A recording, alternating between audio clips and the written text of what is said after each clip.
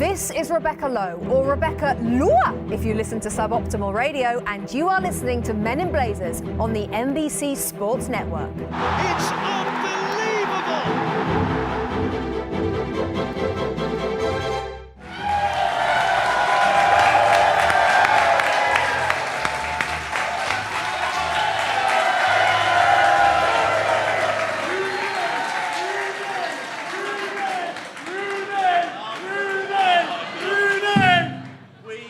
Going to talk about that, Rog. We're going to talk about that. Holy crap! Where are we, mate? We're riding with your people now, Dave. We're with my people. We're with my people from Embassy Row, Rog.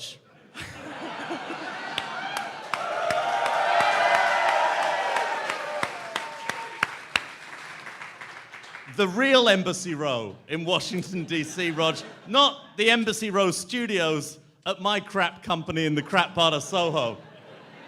We are live from the British Embassy in our nation's capital. It's the Men in Blazers podcast. Oh, a lot of West Brom fans in here tonight. A lot of West Brom. A lot of West Brom. Oh, it's us, podding live from the bowels of the ballroom. Yes, there is a room that's named in the British Embassy already after LeVar Ball.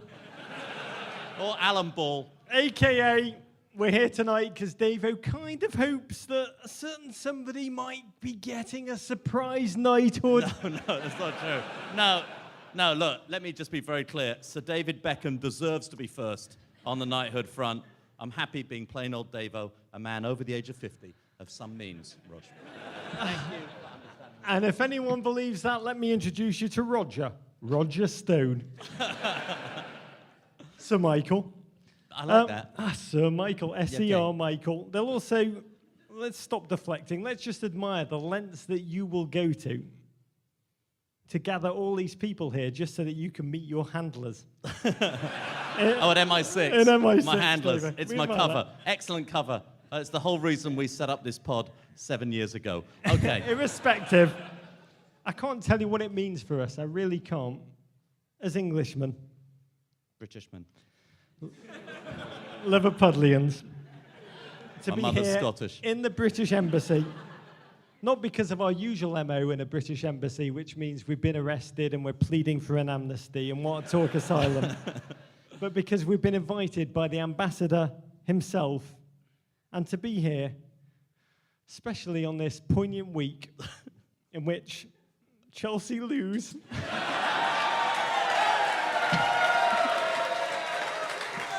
To Burnley. Burnley! Everton win. Everton win. Rooney scores. Rooney. And Huddersfield Town are second in the table. We are going to be talking about that.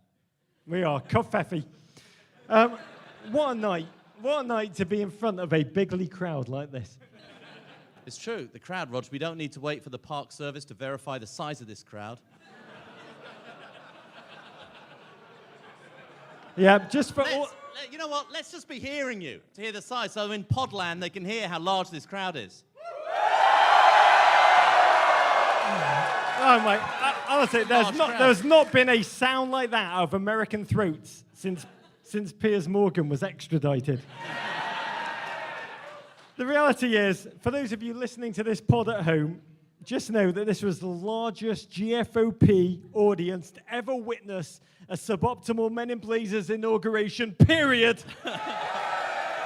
And to prove it, producer Lexi, let's hear it. She's going to take a photo.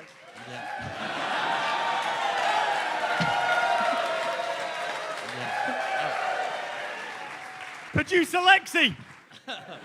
Okay, enough of all of our alternative facts, Roger, especially yours. What is undebatable? What a city this is, Washington, D.C. We love it here. We do. JFK. You remember JFK, right? Jürgen Klinsmann.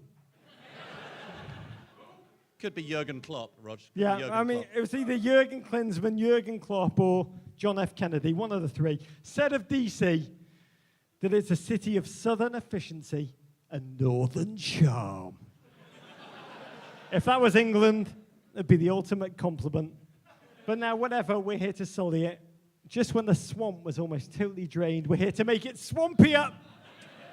No swamp, this city, but it was home to our late muse, George Michael, Rog, of the George Michael Sports Machine.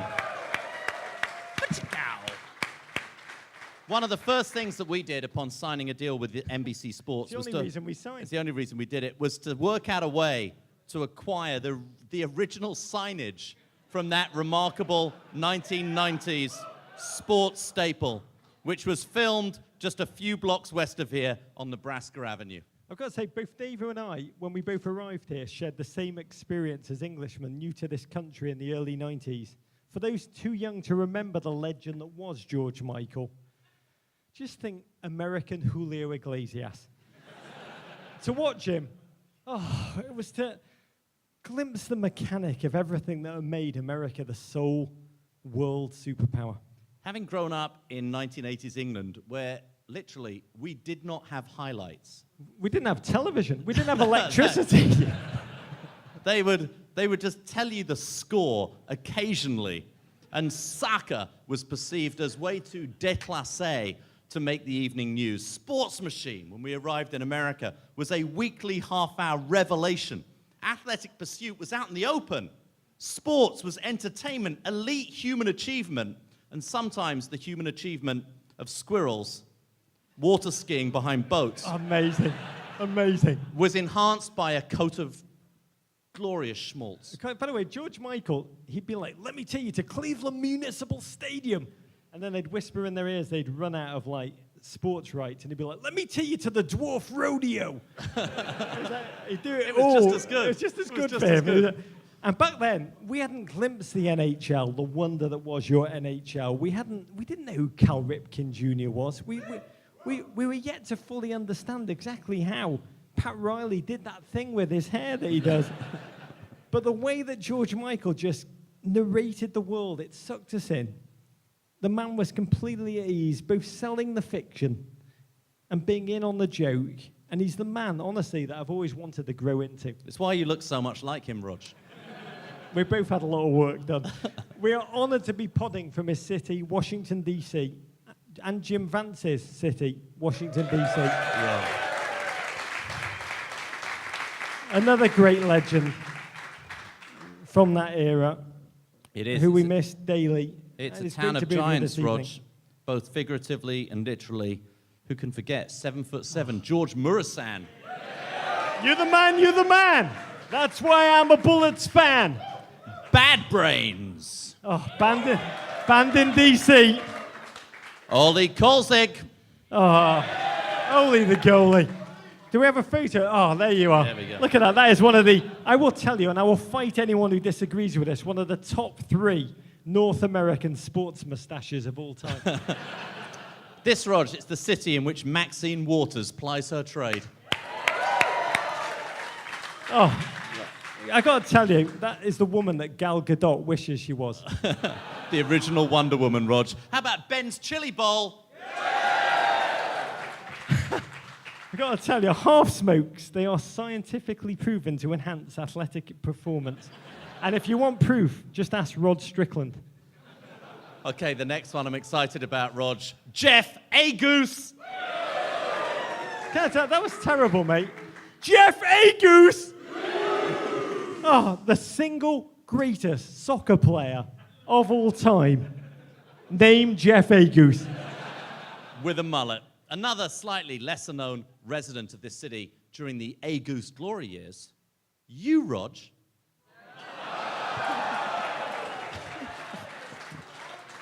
You somehow... Still with the toupee in those days. It was going. Problems in sectors 3.1, 2, 3, and 4. For those of you listening at home, I've got the same haircut as Harry Kane right now. Somehow, you've engineered a second stop on the Rog Visits American Cities in which he used to live tour. 2 weeks ago, Chicago. tonight, D.C. Oh, I did. I lived here in your beautiful city, in Adams Morgan, at Columbia and Kalorama, between 1996 and 2000, when I was asked to leave. Big Hunt, Toledo Lounge, Million Owls, and the Black Cat. Oh, Davo, I had a little idea, I've got to tell you, at that time. That's me and the Big Hunt right there. Oh. I mean, you must have been beaten up a lot. There's two of me, I could handle myself. 17 years later, that I would be sat at the bloody British Embassy to welcome the return of the 2017-18 Premier League season and celebrating football, beautiful football, one of Britain's greatest exports to the world. Whoa. I would never have believed you. Yeah, name me a bigger one, Rog. Right up there in your mind with Philip Larkin poems. You love those. And the Harris Tweed industry. You almost single-handedly support that. So let's do I love this. a weaver. Live from the stunning surrounds of the British Embassy's palatial ballroom. Truly remarkable space. The Queen hosted Presidents Eisenhower, Ford, and two Bushes here. Churchill. Billy. Billy Churchill. And who else? No, not Billy Bush. I don't think he was one of them. He might have been here. But that's not the ones we were talking about. Winston Churchill, Rog, once calculated that if all the champagne he had drunk in this room was poured onto the floor, it would be 3 feet deep. Piers Morgan's extradition papers were actually signed here, Rog. It's true, on this table. There's still pee-pee down here. And for one night only, redecorated, looking at you all in what is that Liverpool kit that's brown? Oh my God. In what can only be called, We need a brown kit. We need a brown kit. What's missing? Oh, a brown kit. Can only be called West Brom chic. For tonight, this historic venue plays host to our crap, David. It does. It's time to open our first can of Guinness, Rog. We're going to make a toast, but make it quick, Rog, before this show becomes longer than a Strom Thurmond filibuster. I want to raise my Guinness, my first Guinness. Oh, listen to that. Oh, that is the opposite of shitty-ass grape juice. I want to raise my first Guinness to the site of the first Premier League tunnel of the season. Which, to me, it's like the first cherry blossom, or hearing the first cuckoo, or the first time your lips brush those of a loved one. Or a welcome back Wayne Rooney poster in my case. So join me in raising a pint to the Premier League being back and life having meaning again. Very good. Life having meaning. That, by the way, if you listen to the podcast on any kind of regular or semi-regular basis, that is the fastest Rog has managed to pour a Guinness, and the only time in memory that it's not gone all the way down his shirt. Should have worn white pants, though. Yeah. Okay, Rog, we better get down to it. We will delve into the football with the help of some special guests tonight, but we would be remiss at this remarkable, unprecedented time in our nation's history if we did not gauge the temperature of our nation's capital right now. Yep, Davo. We're going to go a little bit, if you will indulge us, a little bit New York Times, The Daily. I'm going to go a little bit Michael Barbaro on your ass right now. Thrush, is that you? Uh-huh. Yeah, it's Barbaro. Rog, you leave Michael Barbaro alone. He's a proper journalist. So is our first guest, who has come to help us understand more about Washington's inner workings. He's a man who's covered Congress and the White House for nearly 3 decades. We welcome to the show CBS News chief White House correspondent, host of the Takeout podcast, a man with one of the best names in the biz, the one and only Major Garrett. Oh. With your indulgence, Mr. Ambassador, this blessed plot, this earth, this realm, this England. Richard II, scene 1. Thank you, everyone. Major Garrett. Talk about a buzzkill. Nothing Come like here. Shakespeare to kill the audience, right? Major I Garrett, liked it. you'd be a very good Caliban, let's be honest. But with a name like that, you had two choices in life. To either become one of America's foremost journalists or become quarterback for the Houston Texans. That's right, exactly. You chose to become a journalist, and we've got you on here to understand DC with us right now. I mean, you are the perfect gem for the job. You've worked at CNN, Fox News, Yep. now CBS. U.S. News and World Report, the Washington Times. I've had a cover story in Mother Jones and Weekly Standard. Probably the only journalist in America who can say that. The Is one it? common thread there, ladies and gentlemen, between Mother Jones and the Weekly Standard, the checks both cleared. Yeah. Okay? This guy. And all of you know what I mean. Let me All of translate you know this what for I you. mean. This guy is essentially the Yossi Benayoun of television. You've played everywhere in your nearly 30 years. in your Everyone business. wants me until they hire me. That's the thing. That you actually is very appropriate. Perfect analogy. You can relate to that, right? Yeah, totally. Okay. We're here in Washington, 208 days into the Trump administration. I've got to be honest, I've spent 3/5 of that time, because I toted it up, refreshing Maggie Haberman's Twitter feed to find out what is going on, and then feeling like crap, feeling full of doom, and then 10 minutes later doing the same thing again. I think the Germans must have a word for that. But you're covering it. What is your dominant emotion? Is it adrenaline, excitement, competition, fear? Well, when you mentioned 3/5, I feel like I basically need to consume 3/5 every week to get on through this, okay? Adrenaline's certainly part of it. Exhaustion's another part of it. I mean, so much comes at you, and I've said this before, I'll say it again. The most challenging part of Trump the candidate, Trump the president, is separating the interesting from the important.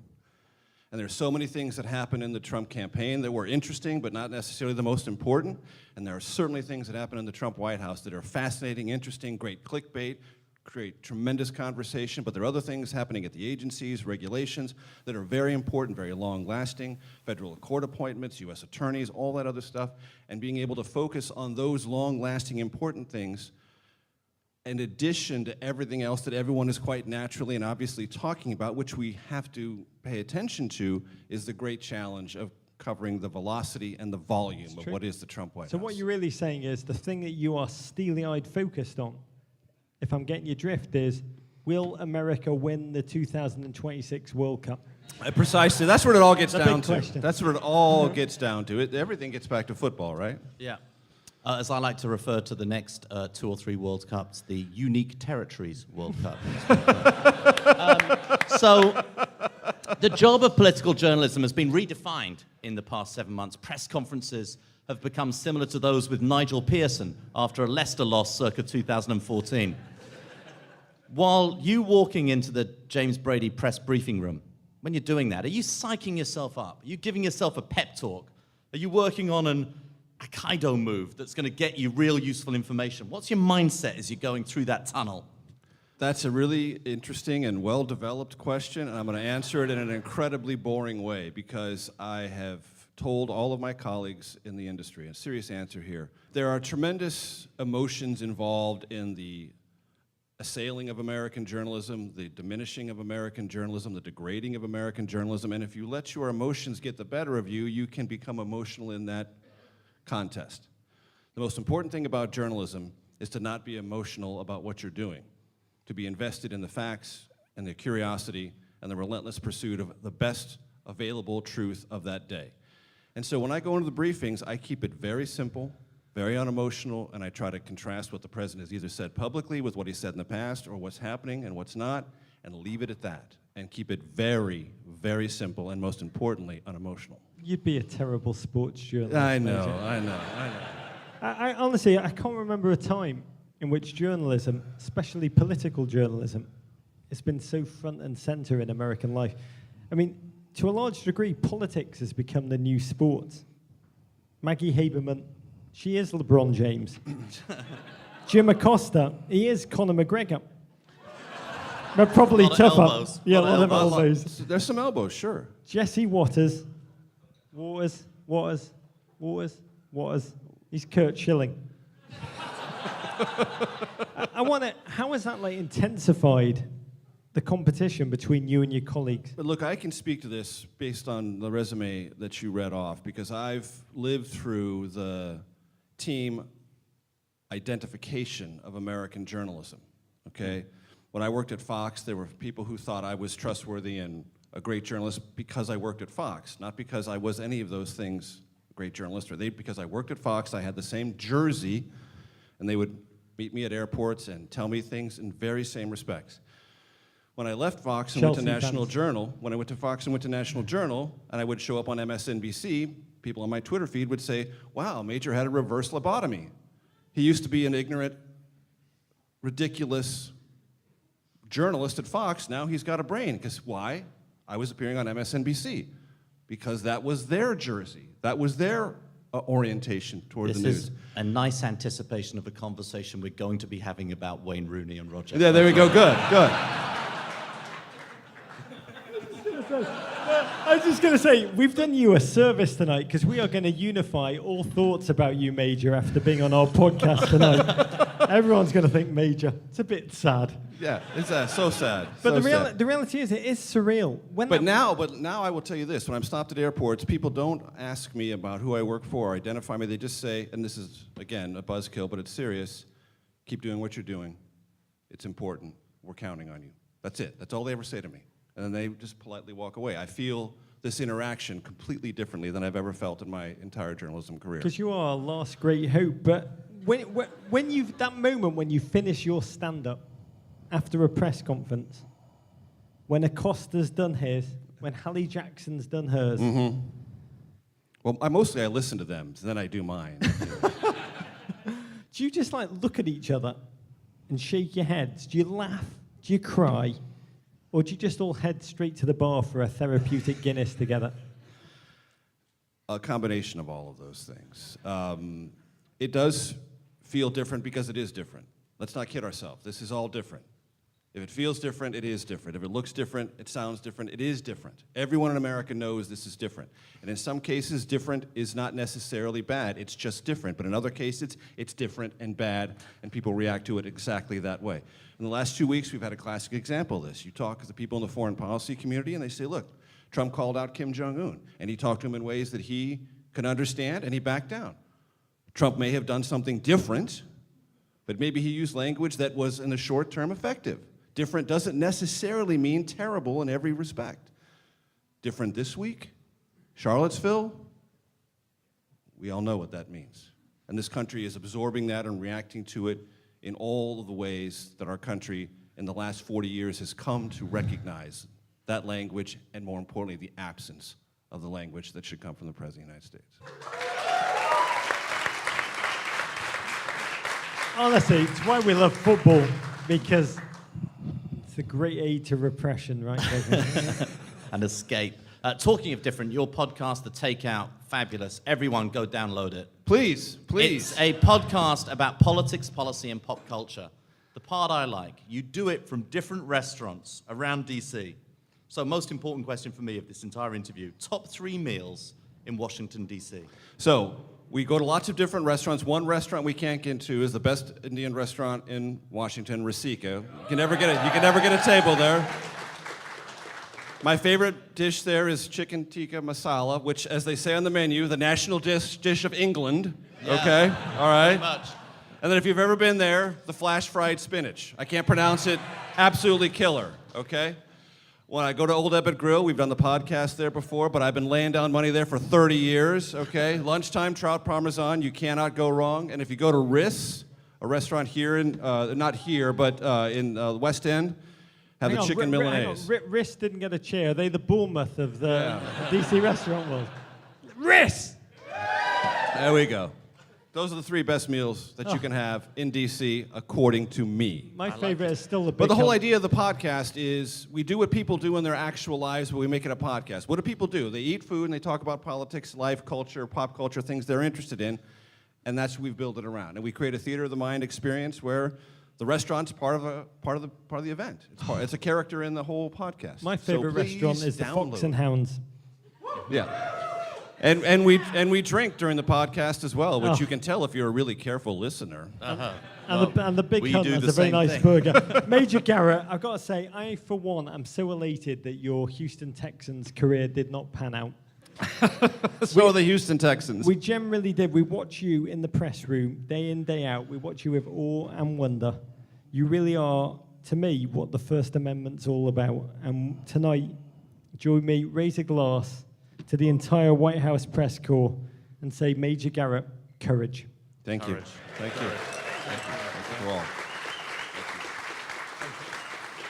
all. Ladies and gentlemen, Major Garrett.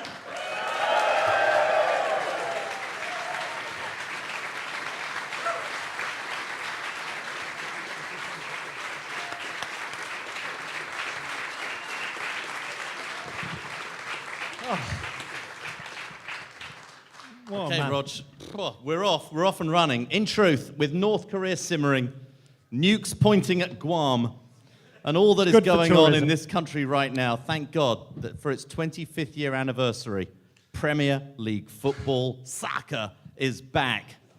Repression is life, America. So true. I'm going to share a little secret with you right now. I think the best way to calm my nerves about North Korea, I like to think about Kim Jong-un as just your run-of-the-mill Stoke City fan. Like that guy. There he is. He doesn't want to hurt us. That guy just, he doesn't. The reality is, that gentleman, By the way, the best looking Stoke City fan in history.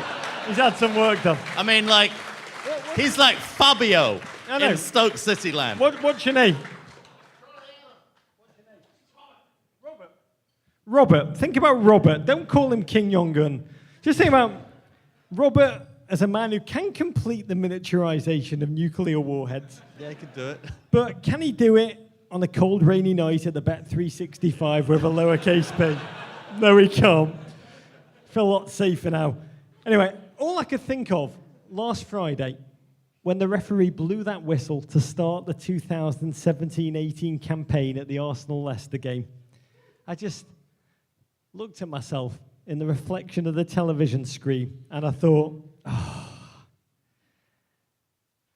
we're all just one new season kickoff closer to our deaths.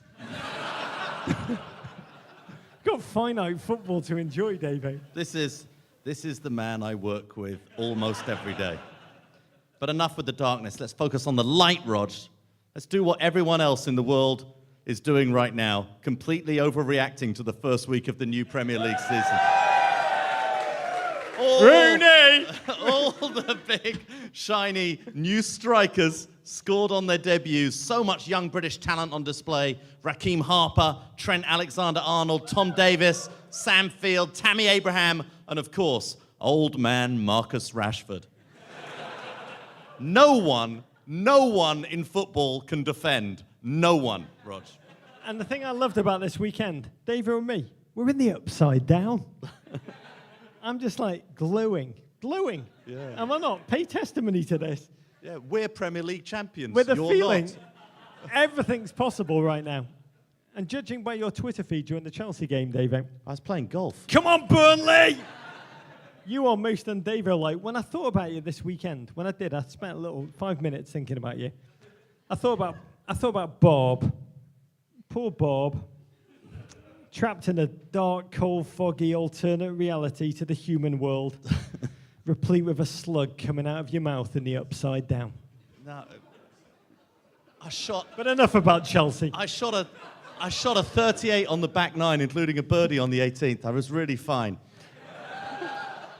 We're going to discuss Chelsea later, Rog, with the ambassador who bleeds Pedro blue. Can we hear it for the ambassador? The ambassador. We're in his bedroom right now, so...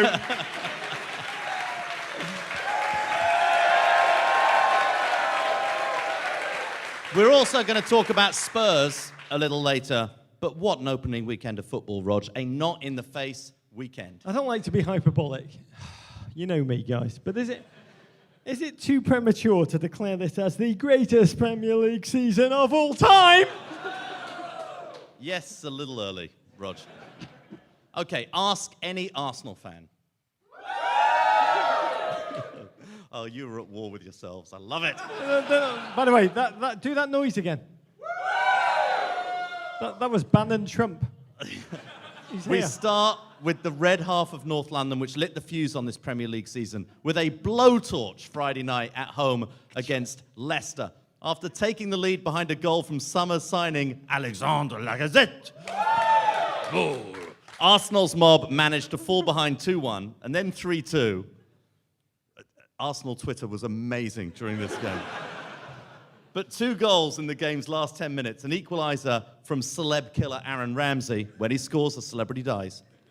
And the winner of football's most ornate battering ram, Olivier Giroud. It gave Arsenal a 4-3 victory, transformed the Emirates and Arsene's face from funeral to festival.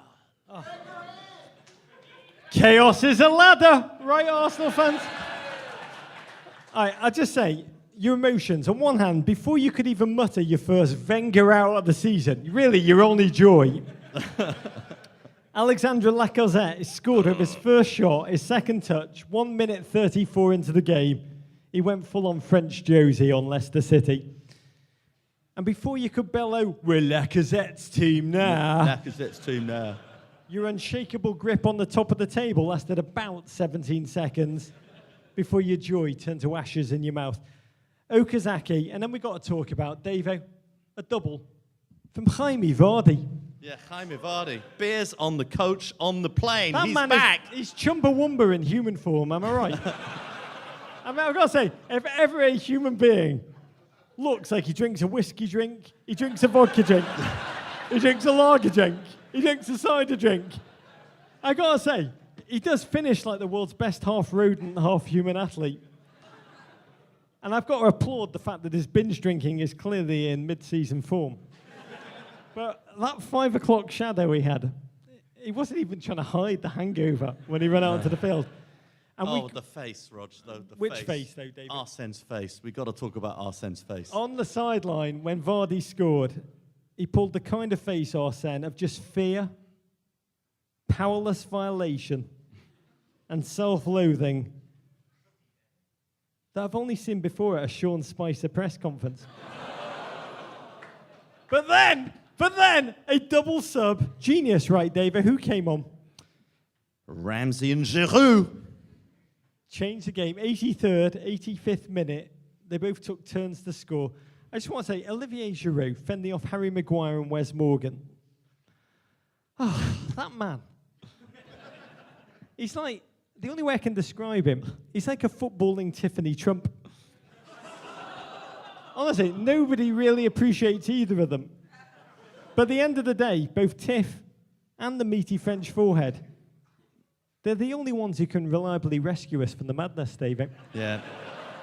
We're counting on them both. In Canada, lost in the madness. Arsenal fans, you felt every emotion of the whole season packed into 90 minutes. And this was an Arsenal... For me, Dave, I watched this game, I thought about you. It was an Arsenal display, ultimately, with spine, with grit, and with the single value that you love most in your teams, Dave. A trait you love. In life, my children, bounce-back ability. There's nothing more important than bounce-back ability. It's something that Arsenal are always accused of lacking, mainly by me. But they did it. They've become amazingly good at bouncing back in massive, impending, high-scoring disasters at home to open the season. Yep. They are the Red Adaires of football. Yeah. And the honest truth is, Arsene Wenger never worried. Never worried for a second, because that's a man who knows, ultimately, Arsenal fans, they're among the wisest, most patient, and most mature and long ball view in global world football, right, Davey? I think our job, Rog, as Major Garrett's inspired us, is to try to separate the interesting from the important, or in our case, the crap from the important. David, you know what? Major Garrett is a wise man, and he understands the world, but if we did that, our show would be over. There'd be nothing to talk about. There'd be nothing left. But I think Arsenal look pretty good. I think they they look good. pretty good. I think Lacazette is like, oh, I'd like him. I would. I'd like that man. I think he looked very, very good, Rog. Let's talk about another team, Davo, that looks slightly less good. Well, Liverpool, Rog. Another seesaw. I've just had a message from Lexi, producer Lexi. Don't applaud her because you won't like this message. It's in hostage writing. And it says, we finished all the beer in the embassy.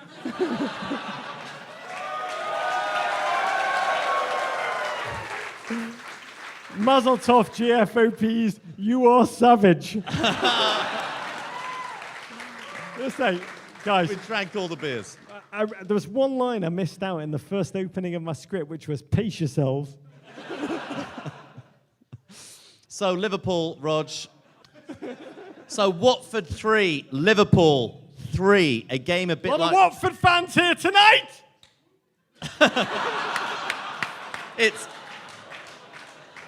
It was a game, it was a bit like watching the Gilbert Arenas era Wizards, Rog, when defending was optional. Watford went up 2-1 in the first half, only to fall behind 3-2 early in the second half. But in the 93rd minute, Miguel Britos scored the season's first crap and controversy-laced goal. I did that on the TV show the other day. We had to stop. We can't stop now. To split the spoils, that result, coupled with Coutinho's transfer request, have left Liverpool fans with, as our mate Korean Billy would say, quite a cob-on. Oh, Philip Coutinho. I've got to say, Spurs fans, anyone here tonight a Spurs fan? That was even higher pitched than the Arsenal scream. It's because Bannon Trump's left. But you have tried your fans' nerves this transfer window. Liverpool fans, hold my beer. I want to say one quick thing about Coutinho. I think he's a fantastic footballer. On the field, he is the most dramatic player in the Premier League. He's incredibly inconsistent. But off it, his power is almost symbolic to Liverpool fans. He is a symbol of the club's world-class standing. It's like a barometer of where you are in terms of the hierarchy of the food chain. And the sad reality, I say this with no relish because it goes for most English clubs right now. Liverpool are to Barcelona what Southampton are to Liverpool. I'd also tell you, this is rational, not emotional. I would take the 90 million, I would take the 100 million that you're being offered, and I would buy Christian Pulisic with 60 million of that. And I'd control the American marketplace for the next decade, Davo. But let's talk about the game. Because last season, Liverpool, God, they were against top 7. Yeah. In that mini-league, they were top of the table, but they just bumbled consistently against the bottom half of the table. Cue this game. Yeah, exactly the same. Moreno starting again in the back four, Rog. Yeah, and Liverpool, beginning this season as they finished the last, couldn't defend set pieces. 27 Premier League goals they conceded since Klopp took over in 2015. And I've got to say again, rational, not emotional, but your tactical decision to devote the bulk of your pre-season to practicing the post-match hugs rather than defending, it did come back to haunt you over and over. Yeah. I'll say also, it's all Coutinho's fault. He's 5'7". He should be locking things down at the back if he was playing. Yeah, that was Liverpool Twitter, Rog. But there was momentary respite, Davo. Yeah. What was it like seeing Mo Salah, Egyptian, Jason Mandzukic?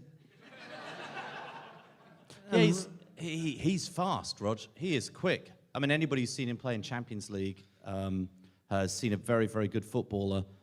Didn't play a lot at Chelsea under Mourinho, I think you have to say. He ran around a lot until he had to run to the sideline to get substituted. But I think he looked very good. He did look fantastic. His finishing is definitely Raheem Sterling-esque. He caught one from Chris Wondolowski range. And Too soon. look, we're on. I just want to break the British Embassy is an enclave that works on British rules and law. So also Roberto Firmino, his dentures already on mid-season form. Another great goal. But just when they seem to have salvaged it at the death, still more time for Benny Hill defending. Liverpool, I know you listen to this pod.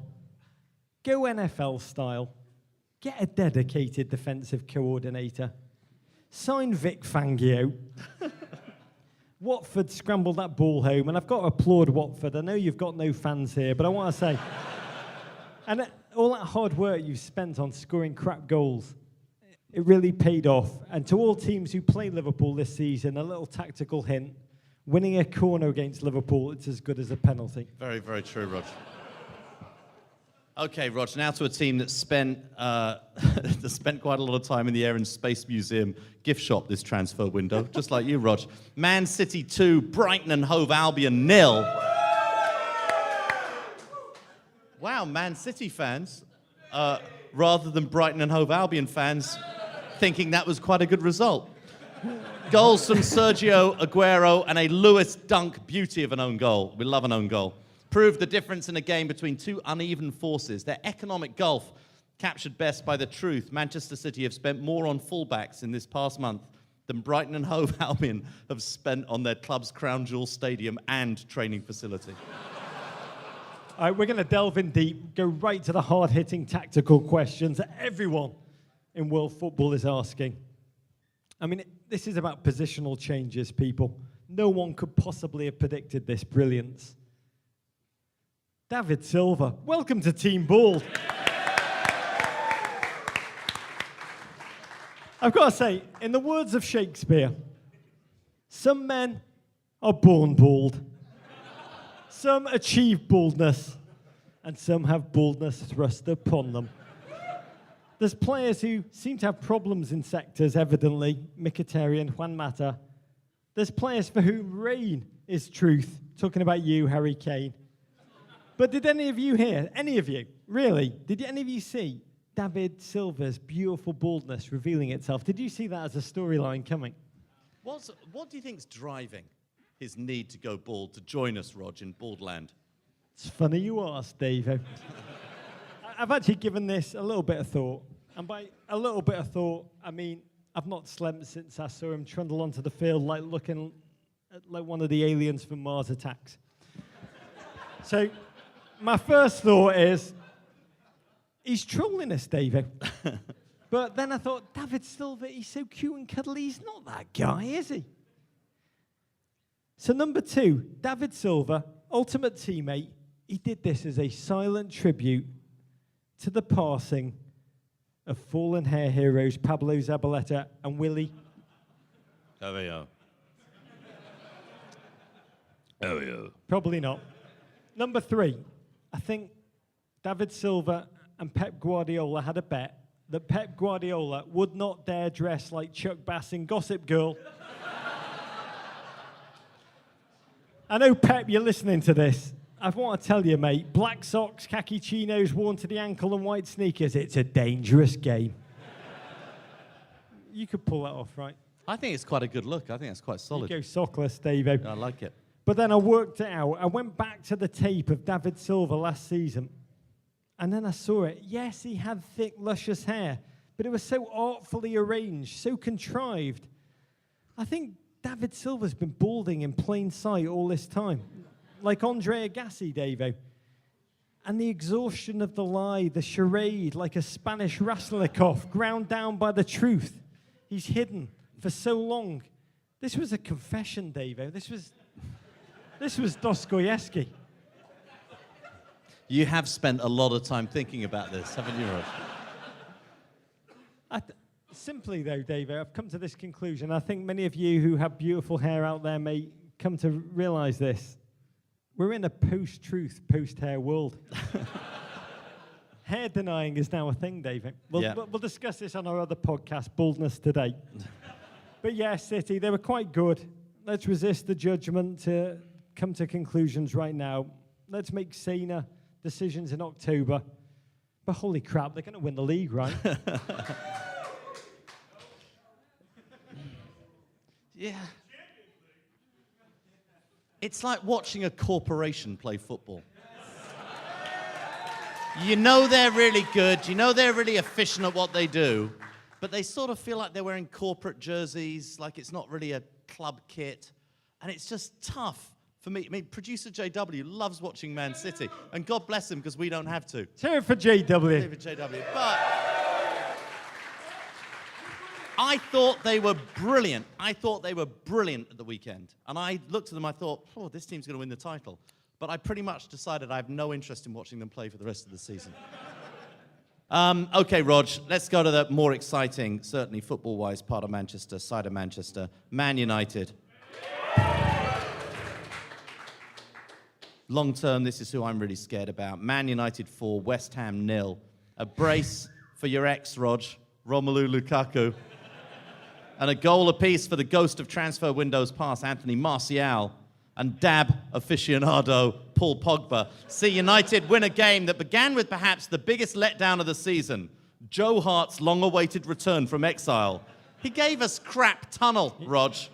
He did. He did give us crap tunnel, didn't he? I mean, horrible tunnel. And I've got to say, what horrors did that man witness while he was in Italy? He was a shell of himself in that Old Trafford Forget tunnel. about his keeping. It was his tunnel performance that we were worried about. I mean, that Old Trafford tunnel is an orifice that Joe Hart used to dominate. The only thing I tell myself is, I don't think Joe Hart's had time to learn his teammates' names so he can tell them to make magic happen. That never stopped him before. Get on the ball, whatever your name is. Make magic happen, thingy.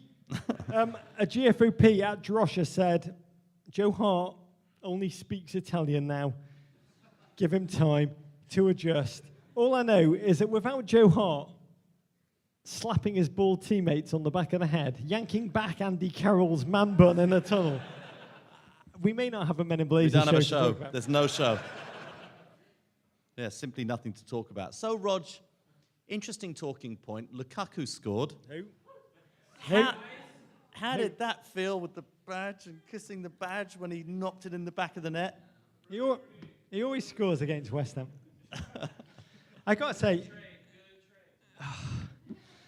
when that ball dropped in, squeaked over the line. It was kicked in by him. I will say, does anyone subscribe to People magazine here? A lot of hands went up. I want to say a lot of hands went up here, podcast listeners. Yeah, boy, almost universal. Yeah.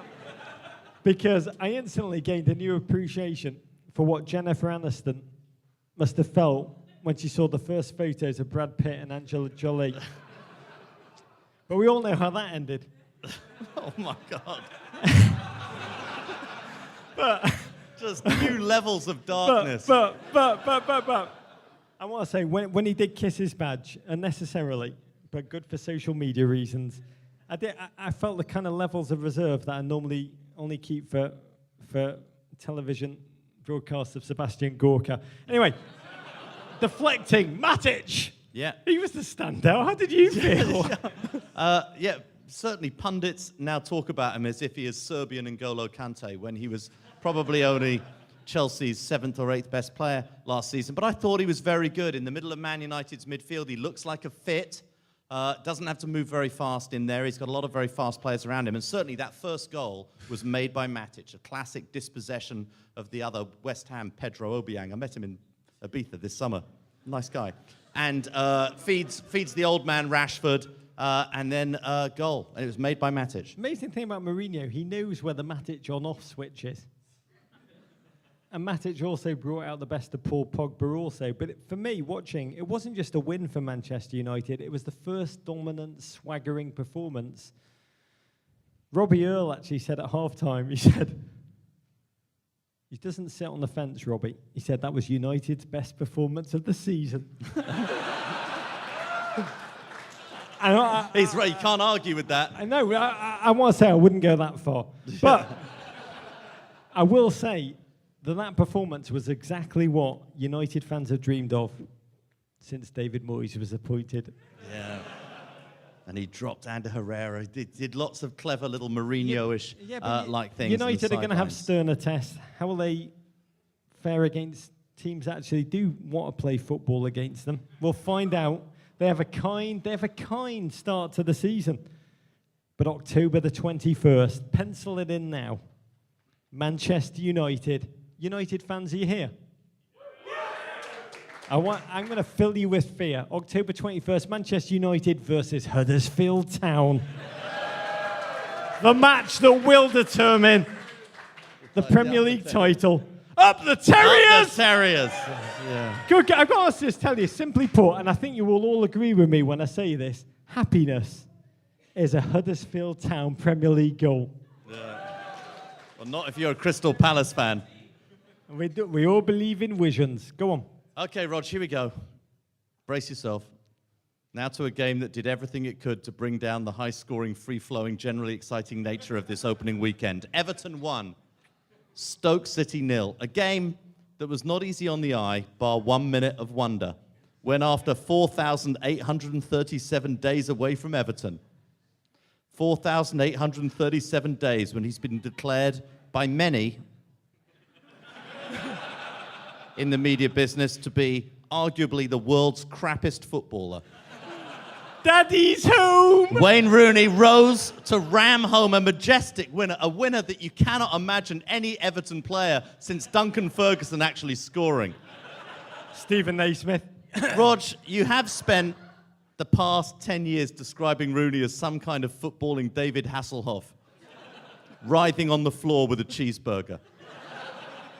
How did that moment feel? Are you talking about Wayne Rooney? The stallion who mounts the world!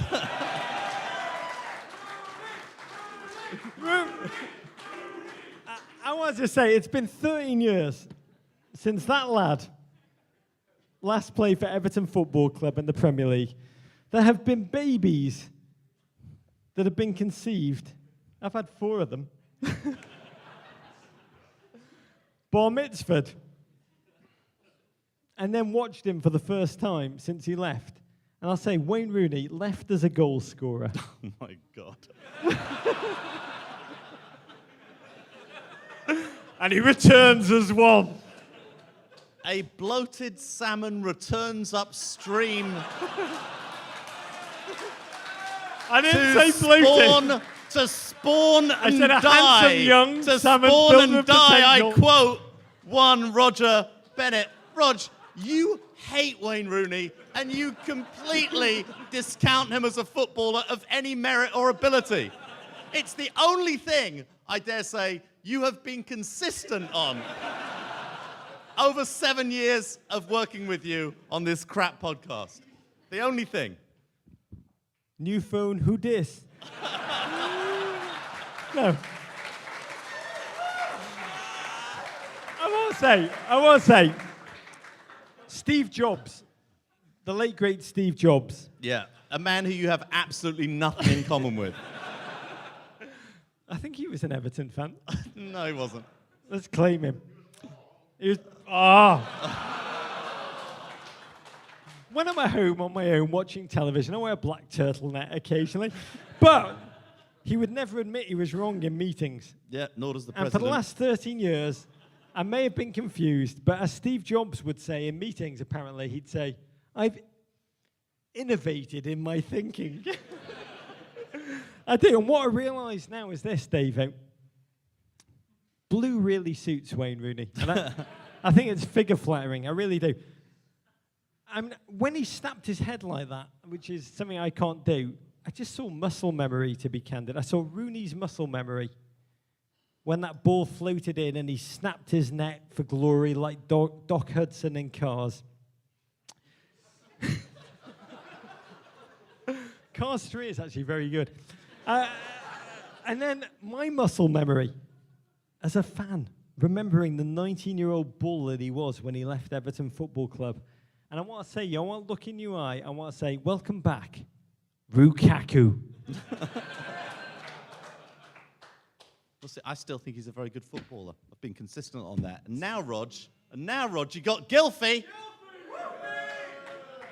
I want to say, today has been a day of the tingling. When your favourite footballer in the world signs for the club that you love. I wish you all that feeling one day. The guy in the Bolton Wanderers jersey. Because now we've got Gylfi, the prince that was promised. And when he signed, I really did. I tell you how I felt, Davo. I felt like that random gym trainer in Canada feels when Justin Bieber hits him up on Instagram. And I want to just say, Ronald Koeman, I know you're listening. Big Ronnie, if you can bring back Tony Hibbert, we might have all the equipment we need to make a real title run. Yeah, and thank you, Gareth Barry, for your service, Rog, as he leaves the club. This season Best Barry since Obama. may or may not be the greatest ever, but 1 week in, you, Rog, and I, Davo, have had a face-off. 13 going on 30. Freaky Friday body swap thing. You feel feelings, ones of optimism, of surging possibility. Of being alive! Me, on the other hand, Rog, Chelsea, we'll get to them. Let's just say I found myself listening to Fast Cars by Tracy Chapman Saturday night. Oh, I've got a full-on Ronnie Koeman bulbous head tingling, Dave. Okay. Let's bring on a guest to Yeah. calm me down. Let's talk about Tottenham Hotspur. Yeah, massive fan of Tottenham Hotspur, Rog. He's a man the President of these United States called one of the dumber and least respected of the political pundits, which makes him possibly the most perfect Carl fit in the Martino. world for our know-nothing suboptimal crap. We welcome to the show a man with his head on Capitol Hill and his heart on Seven Sisters Road. Here to talk all things Spurs, the one and only Mr. Chris Cillizza. What's it? It's odd to have people like you. I don't have that normally. So. You got to go bald, mate. Oh, it's coming. It's not liking, it's just sympathy, dudes. But the reality is, we love you because we love anyone that loves football. And one of the things we're fascinated by is how Americans, shorn of geography and geographical connection, just choose their Premier League teams. Right. You know, we laugh at like American fans who have the same name as a sponsor. Thompson Holidays get Tottenham tattooed on their arm several years later. I have that. You know, that's a tramp stamp you're going to show us as your finale. You've just ruined it. But your Spurs story stems from something equal parts romantic and relatable. I mean, there's an element of disdain for Piers Morgan in there along the way. So do tell. So, thank you. This is the Marouane Chamakh era at Arsenal. The golden era. Yes. I still miss his hair. So does he. Yes. So I wasn't going to root for Arsenal because of Piers Morgan and Marouane Chamakh's hair. And I had gotten into soccer because I had, my wife is a field hockey coach. And I Cheer it for field hockey. Yeah. big, wow, bigger than the Watford applause. And I had gotten to be friendly with the soccer coach at Catholic University just up the road, and he was like, "Oh, you got to do this, blah, blah." So I figured, okay, I'm gonna watch this. I love sports, so I looked around and I tried to figure out who could I root for. Right? Yeah. Yes. How people end up in Tottenham. Yes. Well, it's hurtful. It's true. It's just empirically true. And so I based it first on who I couldn't root for. So Arsenal, I mean, obviously I'm not going to root for Arsenal. It's the worst. And John Terry was at the time in high. His son had risen at Chelsea, so I wasn't going to root for them. He was the ambassador before this current one. JT. And so I was deciding between Fulham, who I rooted for initially, but then they went down. And I'm not that big a fan. What do you This, mean? by the way, Yeah. this, by the way, is why Major League Soccer is not jumping at Pro Rel. What do you mean we got relegated? So then I started to look at Tottenham, and at the time, Tottenham had Gareth Bale, Luka Modric, and superfan Steve Nash, which I took to be 3 quality individuals that I could associate myself with. He loves grape juice. Yes. So Tottenham it was. My children and my wife are giant Liverpool fans. I showed my kids, who are 8 and 5, I showed my kids You Never Walk Alone before, and that was it for them. Tottenham, that we don't. And they love. We don't have a You Never they love Walk the, Alone. They love No, the you've com- got- They love the got Chas and comedy Dave. stylings. They love the comedy stylings of Dejan Lovren. Yes. It's better than anything that's on Nick My Jr. son still- Oh, Deja Love is very funny. My son does not understand the Coutinho transfer. He's like, but he plays for Liverpool. I'm like, okay. For now. Your son is about to have an awakening. Yeah. Life. If you're listening, what's his name? Charlie. Charlie Cillizza. I named after Charlie Adam. Charlie Cillizza. Charlie. It was between that and John Joe Cillizza. We went with. Charlie Cillizza, if you're listening. And he will be listening. You're about to have an Required. awakening. Life is ultimately nasty, brutish, and short. Moments of happiness, like Tessa the D'Urbervilles, which I suggest you read around your 14th birthday. Happiness is but a fleeting emotion. But I Rog, love that 5 cards ago in the script, you wrote that we were reversed, and you were the happy one who was optimistic and full of dreams. You've already gone the other way. David, this is me happy. Okay. I want to say this about you. I love this quote of yours, Chris Cillizza. You said once, the worst thing anyone can say about me on Twitter, worse than go shoot yourself in the effing head, Yep. Someone said that to me. is that I'm an Arsenal fan. Yep. Yeah, I mean, they're the worst. They're the worst. I don't see other. Now, I will say. I love America. I will say that love America. I find myself drawn to Olivier Giroud's handsomeness. I won't lie about that. But short of that, I just can't. I can't do it. Yep, he's the Zoolander of the Premier League. Go on, David.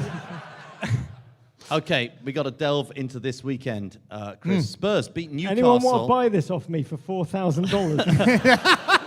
Spurs beat Newcastle 2-0 at St James's Park, despite being stretched thin at fullback, thanks to the departure of Kyle Walker and injuries to Kieran Trippier and Danny Rose, and some of the injuries being from Danny Rose's mouth. Stepping into those slots, Ben Davis, no relation, and the double-barreled named Kyle Walker-Peters. Kyle Walker-Peters. I've got to say, I look at this Spurs team, CC. You share initials with Chris Christie. Charlie Crist. Cameron Carter, Vickers. This Spurs team, they're an experiment in who needs transfers. I've got to say, here's a theory that I'm going to drop down for you.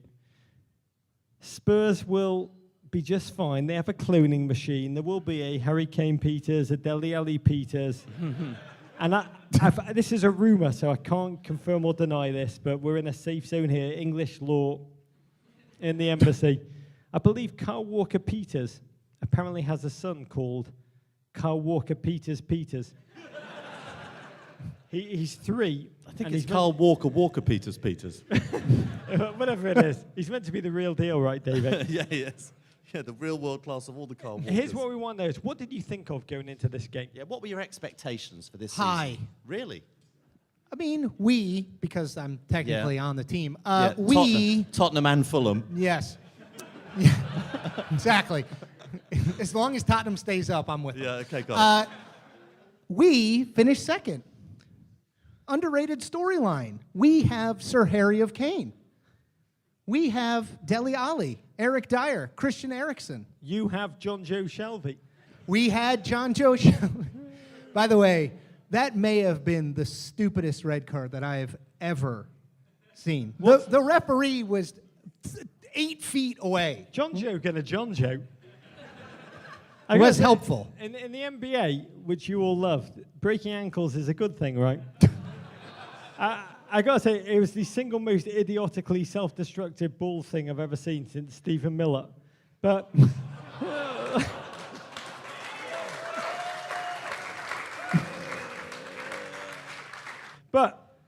Dele responded, beat him, foul him, used dark arts against him, and he's learned how to channel your negativity for the power of good. You get 3 points out of 3. Look into your magic 8 ball. How do you see this year playing out? Yeah, overreact to the first Sure, game no of the problem. season. Happy to do so. I still think that Spurs have a significant amount of money to spend if they would like on someone like, say, Ross Barkley.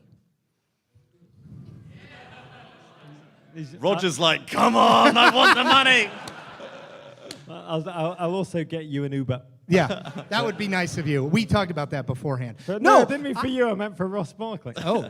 I think that they have an incredibly strong core. I think Harry Kane is not a, what do you refer to him as, four-season wonder. Four-season wonder. I mean, I think he will win the Golden Boot, no matter what people say about Lukaku. I think Eriksen, Dyer, incredibly strong. Dele Alli, incredibly strong. The defense could use some work. But I just think it's a core of a great team and a great strategist and manager at the helm. This is not the AVB days. I've got to say, Pochettino is the Jake Tapper of football. He is a steely man. Doesn't have Tapper's hair. It's just going to be difficult playing 38 games away from home this season for Tottenham. We're 1-0. 1-0. Away, well, that was I know. that was a home game at Newcastle compared We're to going to make Wembley our home. Okay. You're going to... Notice the really overuse of the we. Yeah. Really, it's appalling in I many know ways. Fulham fans are laughing at that, but Not happy. I do. When I look at that Spurs squad, you got the footballing equivalent of Ben Sass and Kamala Harris. You got one team. You got Daniel Levy, who's like the Elizabeth Warren, abrasive, feared, does things his own way. Nevertheless, he persists. And I've got to say, I believe you will find a way, Chris Cillizza. I really do. And we will say Godspeed to you and your Fulham/Spurs. May you continue to be the Cameron Carter Vickers of the CNN network. Let's hear it for Chris Cillizza. Great to have you. Chris Cillizza, everyone! Fans!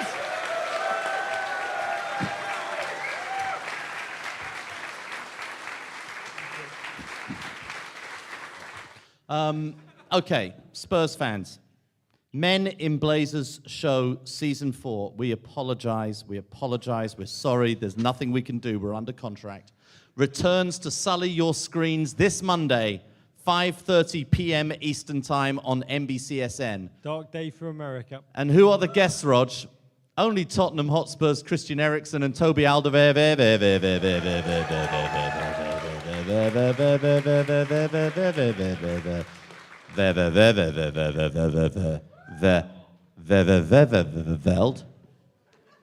Talk about looking through the looking glass, Rog. Yep. We tried to book Eric Lamela, but he was busy. Yeah. You did. Okay, Rog, but our final guest, better than that. He's the host of this evening's festivities. He is resident of your city of D.C. by the way of our country, a man who represents all that is truly great about Britain. Tony Kornheiser. Most notably, the blue of Chelsea Football Club, Rog. These intros were clearly written before the weekend. We welcome to the show the best diplomat in Washington since Johan Cruyff, a massive Chelsea fan, the British ambassador to these United States of America, the one and only Sir Kim Darroch.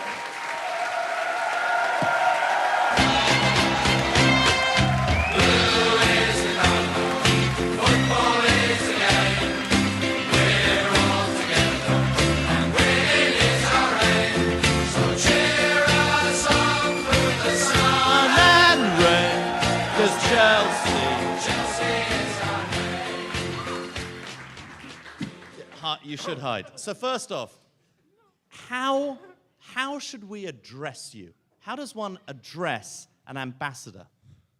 I think we should be informal. Excellency's fine. Second question.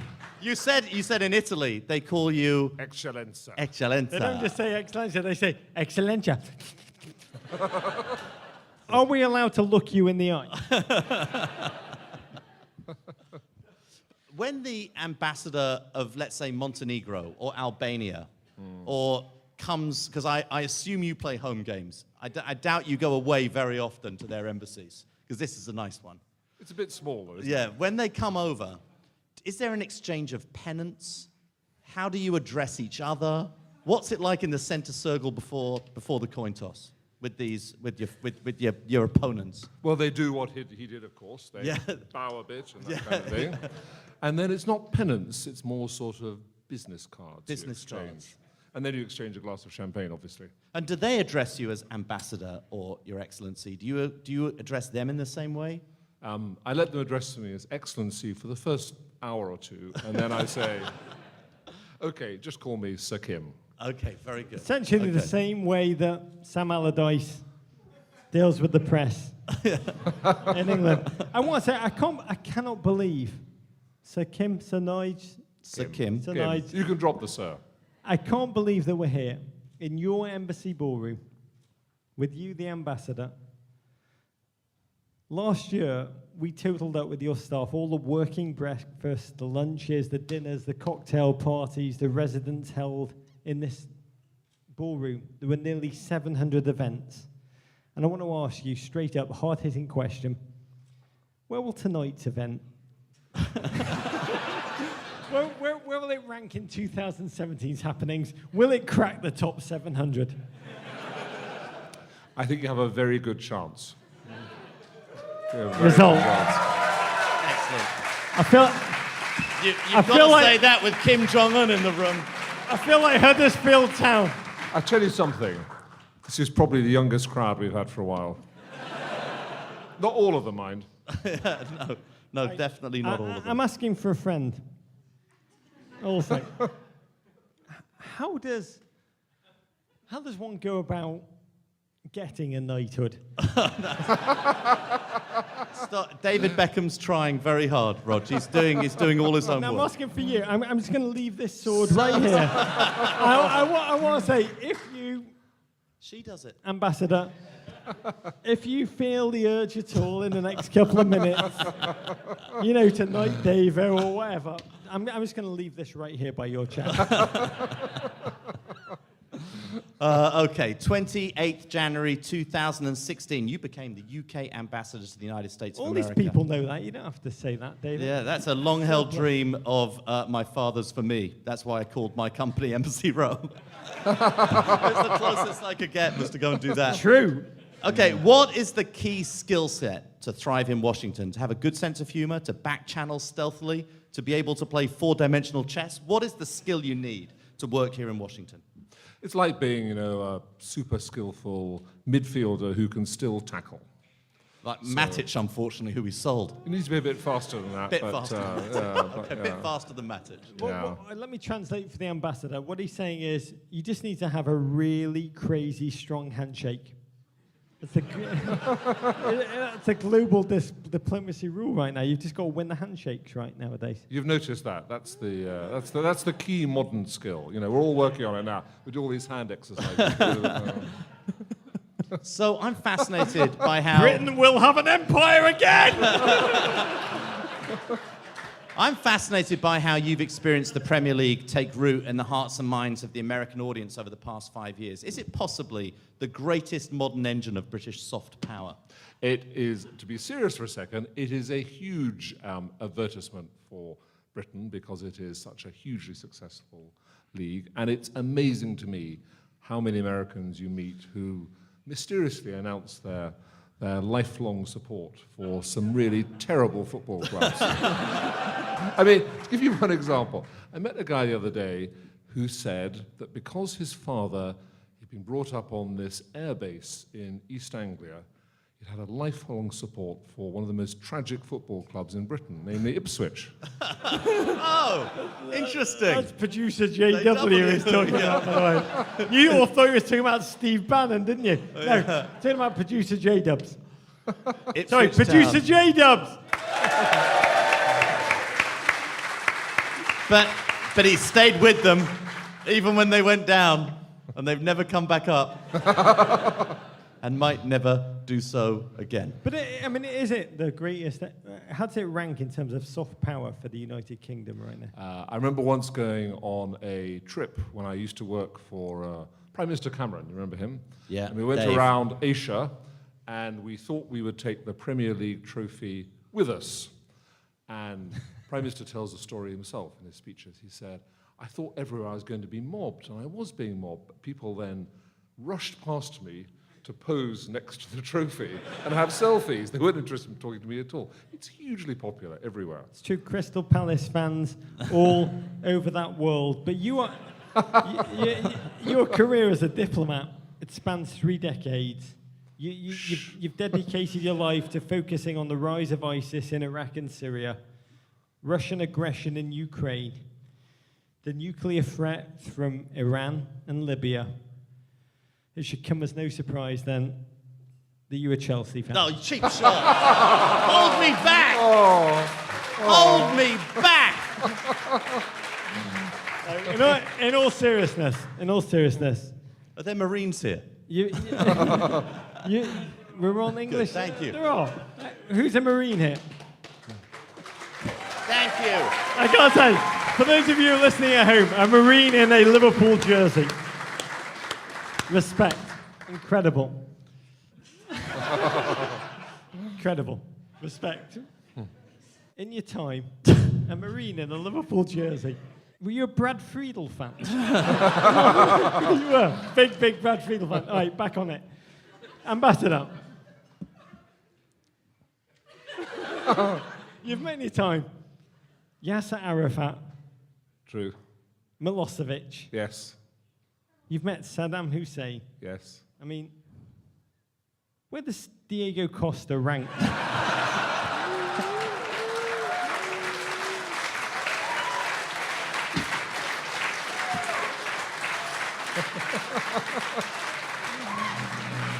I have to tell you, he's up there. He's up there. Now we can say that. It's very easy to go and say that now. I can't wait until Fat Diego emerges from his Brazilian. I mean, who doesn't want to see just how fat Diego is when he comes out of there? I mean, there were no pictures from the interview, but I was like, oh, I want to see how fat Diego is. I want to see. So, I know you've been a Chelsea fan for a long time. You go back to the Chopper Harris era, the 1970s. That glamour Obviously, team. I was a fan before I was born, therefore. Yes, clearly, before I was born, when I might have been there at the same time. We've got to talk, unfortunately, about the weekend. Chelsea lose 3-2 at home to Dave Fishwick's minibus Armanda. They lose to Burnley. I'm just pointing at West Ham fans in West Ham shirts as if they're Burnley fans. I love it. A team that won just one game away from home last season. A game that will forever be known as the Burnley loot train attack. By the way, Chelsea, I just want to say this. You Chelsea fans, are there any of you here tonight? You are 0-2 when Antonio Conte wears a tracksuit. I just say, very true. Emelino Zenya, he must be rolling in his voluptuously fabric grave, Davo, watching that. Emengildo Zenya, yeah. How did you experience, both of you, how did you experience it? Because you must, Dave, I know you felt bleak. Well, no, I think this will make Rog feel much better when we talk about our bleakness. It was just one of those games. You know, we panicked. 14 minutes in, I don't think you can really complain about the red card, even though in the Chopper Harris era, there wouldn't even be a referee would have stoppage of play. applauded Would have 30 years applauded ago. that challenge. Yes. You were talking about the Chopper Harris era backstage, about the kind of tackles that could have been enabled in those days. Yeah, those days, the referee would always give all the defenders a free tackle to start the match. Yeah. Do what you like for the first time. When you say After that, tackle, you get it referee. wasn't really a tackle. It was No, a free. Ball had nothing to do with it. Yeah, the ball was nowhere near the action. Yeah. But this wasn't. This was a 14th minute red card, changed the game, and yet Chelsea did what they did not do last season, what they did 2 seasons ago. They panicked. They allowed 3, great, clever finishes. Sam Vokes, he's a big boy. He finishes well. Stunning goal from outside the area, just inside the area. Can I just tell you how I saw Gary Cahill sending off? Because I saw it differently than both of you. Well, it might have saved us 4 own goals, which is a very good thing. I want to say, from a modern day leadership perspective, I think we call Gary Cahill what he did. I think we call it modern day presidential. I want to say, here's how I look at it. I think Chelsea are a very competitive team. Antonio Conte, an incredibly competitive manager. And he wants to just grab that title back. And that title is the worst finish by a defending champion from Leicester City. Yeah, we only held it for 1 season, Rog. Here's what I want to ask you, Ambassador. Davo tweeted Chelsea going down. But I think that tweet was largely misunderstood. That's because immediately on my mentions, everybody was tweeting me again, Chelsea are going down. To which I think which is exactly what happened 2 years ago when Chelsea weren't going to go down. Chelsea aren't going to go down, but Chelsea are going to have another season, I think, a little bit like the terrible, terrible season that must not be mentioned, 15-16. But what I love about the prospect of Chelsea going down, I will admit, is the prospect of games in the Championship against John Terry's Aston Villa. I don't think he'll still be there. That would be fire. But, I mean, Ambassador, part of diplomacy is staying calm, pragmatism, the inability to be rattled. If there's one man to say, let's just wave a calm approach to these rough seas that are ahead, the HMS Antonio Conte. You're the diplomatic expert. Harness your experience and tell us, how do you understand what's going on right now? How do you see this playing out? You mean Chelsea? Yeah. Not the world. Right. It was a long question, to be fair. Yes, I lost the thread a bit there. I know, That it was a happens long occasionally. question. When you're It was my a long- age, you understand. It was a long one. Yes. It's Look, a trick question. you have to remember, if you look back at last season, go and look at the headlines in the British newspapers in about the end of September. Chelsea in crisis. Had a terrible start. Maybe they didn't lose 3-2 in the first game, but they had a bad start. And then I think they went 15 games, winning every one. And this was a freak result. Unlucky on the red card. Fabregas gets a bit angry, which he does, we all know. Kicks someone, gets sent off. It'll only be the once. They'll sort it out. And they'll buy some players. He needs a stronger squad. I wish I could be that optimistic, because I see this more like the result against Swansea at the beginning of 2015-16 season, when it all started to implode. The thing that I find odd about Antonio Conte, Rog, you and I have discussed this, is that Antonio Conte thinks that he has to win the Premier League again this season. Antonio Conte doesn't understand how it works. He doesn't understand how it works. He can take a year off. Chelsea have won more, and Chelsea fans, we should all feel good about this. We have won so much since 2004, 2005. Over the last 13 years, we've won everything there is to win in world football, including the Europa, Rog, as you know, which is the big one. We've won everything. We don't need to win everything. This would be a great year for Antonio Conte, who said, you know what, let's rebuild this year. Let's go and bring in some of the young players. Let's change. Instead, Antonio Conte decided he wanted to try and win it again. Meanwhile, up in Manchester, in Liverpool, in Tottenham, they are desperate to win. Any one of those four clubs, and I'll add Arsenal to the list as well, and maybe Everton now. Any one of those clubs, if they don't win this season, it's going to be very smart. They are going to be heartbroken if they don't. There are going to be jobs lost over there. Antonio Conte, by trying to win it again in a season when he doesn't have to win it, may just be blowing the whole thing. That's what I'm worried about. So it's a strange approach to leadership. It's a strange approach to leadership to try to win again. I know. I gotta say, the way you describe Antonio Conte makes him sound very much like an Italian Mitch McConnell. 1 minute, you have all the power. The next minute, you're being humiliated by your lessers. But I want to say, Ambassador, Stay tuned. This is going to Is be it going to be a another long shorter one. question or a long one? No, I just want to say, tip cheer for Mitch McConnell. No, before we go, Ambassador, we talk all the time on this show, on Men in Blazers. We stand for a love of the game that we love, football, all forms of football, right, David? Oh, we love all codes. Particularly Premier League football, which to us is life, is meaning, the narrative threads, the narrative tentacles of that league, that game, those players, those teams. I mean, I'll speak personally in the eye. They give my life meaning that it otherwise does not have. But we love its growth, most particularly in the country that we love, a country that welcomes people from the pugnacious, proud island on which we were born with open arms in a way that many places don't, that put Dom Dwyer on their national team, for God's sake. And I'll say that as someone that's been fingerprinted for American citizenship this week.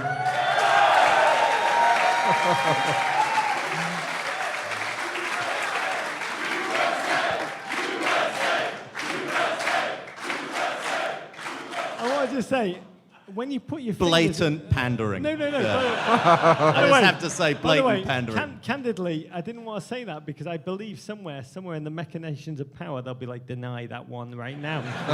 But I just want to describe the fear I felt as you put your fingers on the glass and then it goes against the FBI database.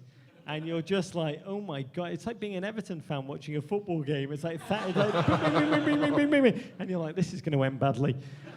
It didn't, and I want to say, just being this is a complete aside. We're still in the middle of the segue. question. Yes. This is still a question has started, and we've gone. There's been a USA thing, and we still haven't. Okay. I'm going to say this very quickly. Being fingerprinted, as I was fingerprinted, I cried.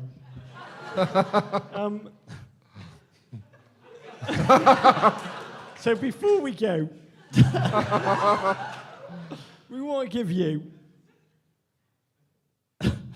Your Excellency, Sir Kim, a chance to speak about what America means to you. That is Just like that. peak Roger. Great question. Okay, let me be serious but brief. This is...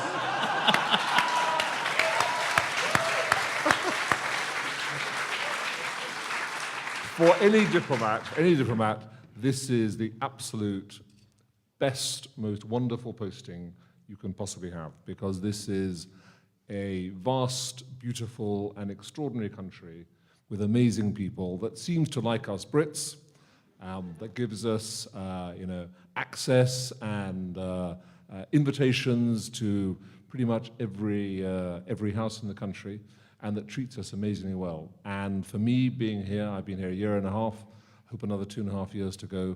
It's a complete privilege and pleasure every day to wake up in this wonderful city, in this amazing country, and just follow what the hell is going on here.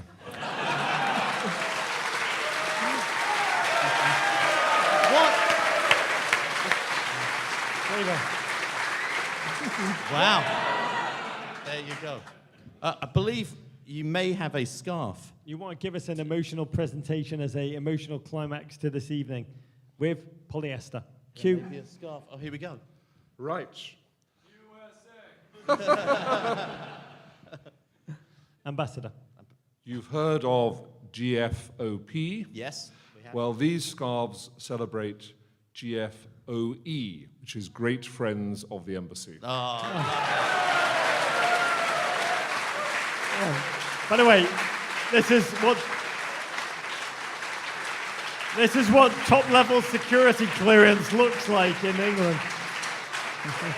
Number one, football is great. Football genuinely is great. You have been great to us here at the embassy. Thank you so much, Your Excellency. We want to present you Sir with something Kim, in return. We don't take it. Ambassador. We don't take a gift, especially not one which we have to declare because it's a very expensive cashmere scarf. Yeah. Great friend GFOE, great friend Yeah. of the embassy, actually stands for Great Friend of the Empire. And we, all of this is designed as our second-tier strategy to reclaim what was once ours and soon will be again. I just want to say monarchy is a great thing. It's a very nice Warhol of our Queen, Elizabeth above us. We want to give you a tie, which we had to buy off eBay because there aren't any more. We know in the high levels of diplomacy, like club ties are everything. So, David, can you explain this? Yeah, this is a tie that we had made. We didn't make nearly. It's the best-selling thing we've ever done, and we didn't make enough of them. No. We got original tie stock. I actually from a stole that mill one back from my dad. He never wore it. From a mill in Britain. It is emblazoned with the War Pig, which, as you well know, is the nickname of former Belgian coach Mark Wilmots. We had our GFOPs design a pig of war, the kind of pig that you would want to take into combat. He is a European pig. He's No, you wouldn't wearing- want to take he's that wearing one. a suit You of want an armor. English, It says great Men in British Blazers pig. on the back from General Knott, a fantastic company. We'd like you to have that tie. We think that Thank will you look very much. that will look good in football. Stand up. Football is great. Thank you, Sir Kim Darroch. Thank you.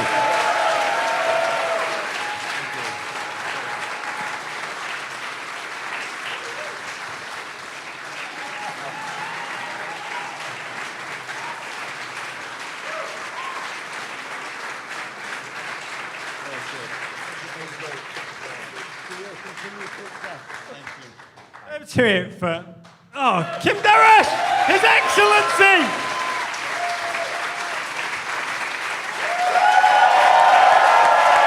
Okay. What a night, Rog. I would like to thank again our guests, the ambassador, also Major Garrett, Chris Cillizza. I want to thank John Johnson, our GFOP Tony Award winner for producing tonight's event. Talk about destroying your own career. Can I just tell you, John Johnson has Broadway hit after hit. He is currently producing Amy Schumer and a ton of other famous people who I can't remember because they're not football players. And he chooses to be with us tonight because he's a GFOP and a Chelsea fan, which I would not hold against him, but we are honoured to have him. But you do, because you mention it every single time. I want to say, this guy's had Tonys that are going to be reclaimed because of tonight. Producers JW, Lexi, and Evan for producing Men in Blazers. Yeah, I want to thank our sponsors, including the great campaign, Football is Great. I love that. BT, Discovery Communications, and Guinness for making this possible. And of course, the ambassador, everyone at the British Embassy for their wonderful hospitality. They don't normally let peasants like me in here, to be and they might regret it. But you're riding with my team now, Rog, Team Davo. Above all, we want to thank all of our GFOPs, right, Rog? Yeah, all of you who are here tonight. Let's hear it. And also, all of you who are going to stumble into the bar where they've not yet run out of beer. Yeah. I'm going to frame this picture. There is beer at the bar still, and I want to be candid. We want to be with each and every one of you here tonight. Yeah, so come join us. Teddy and the Bully Bar at 1200 19th Street, Northwest in DuPont. Very interesting. DuPont. Okay, wonderful. You fill us with joy. You make our life full of meaning, even Rogers. We never take that for granted. This has been a very special evening for me as a loyal subject of the British Empire.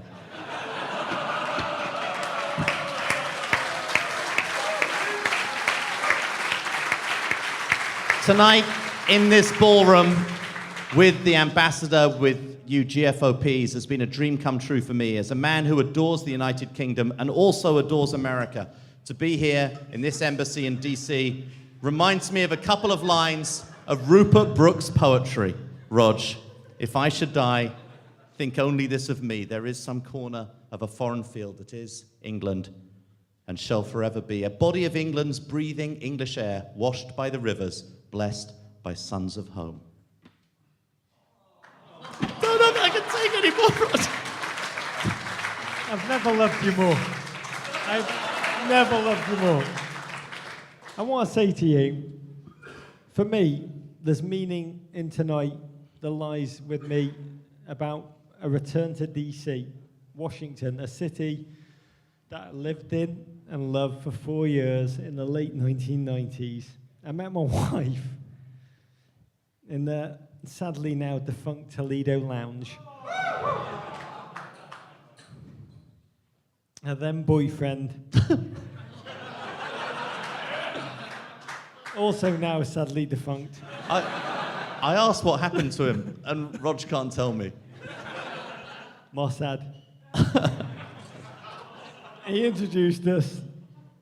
And I'll say almost as importantly, DC was where I lived when Premier League games started to be broadcast regularly on the then Fox Soccer channel. Fox Soccer. And some of you may be here tonight who remember that time because I inhaled them.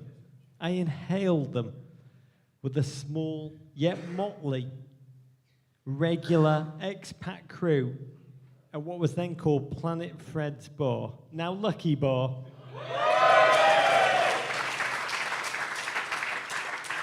We would all ritually gather at 10 a.m. in the morning to feast on the likes of Sheffield Wednesday labouring against Birmingham City.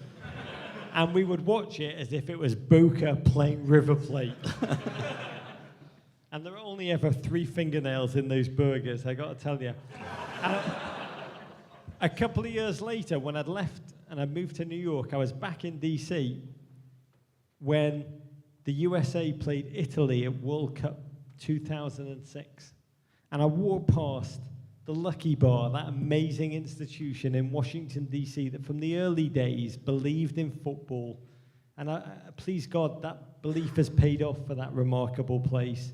Because when I walked past in 2006, the bar was jam-packed before the game. There was a line sneaking around the block down there. And I remember saying to my wife, it's as if the Beatles had reformed that kind of line.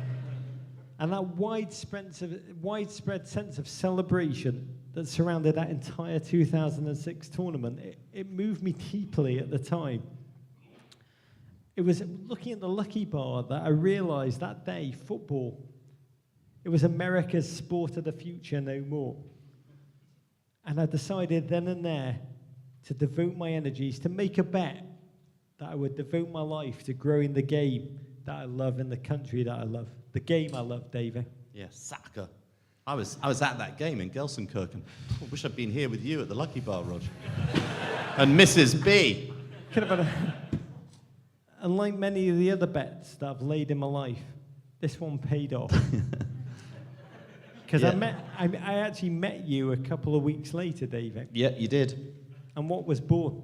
Well, Men in Blazers, or the Off the Ball podcast. And if 2 balls can do all of this, to be here tonight with you in Washington, D.C., in this ballroom, in the British Embassy, with the ambassador, through soccer in the United States, and I want to be clear, I'm not just saying this because it's a World Cup year, America, but I want to leave you with a unique territories World Cup, yeah. Rog. I want to leave you with a singular thought. Anything is possible. Yeah. Courage, everybody. Thank you. Courage. Good night.